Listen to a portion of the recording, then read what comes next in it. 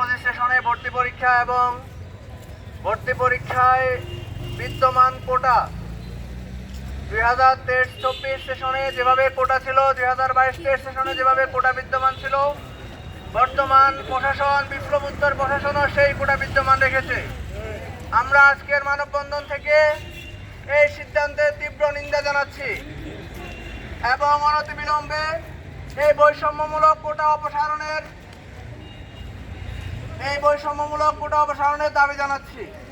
পাশাপাশি বাংলাদেশের পাবলিক বিশ্ববিদ্যালয়গুলোতে কারা পরীক্ষা দেয় আমরা জানি। অধিকাংশ নিম্নবিত্ত এবং মধ্যবিত্ত পরিবারের শিক্ষার্থীরা পাবলিক বিশ্ববিদ্যালয়ে পরীক্ষা দেয়, কিন্তু তাদের জন্য অতিরিক্ত ভর্তি ফি এটা তাদের জন্য কষ্টসাধ্য।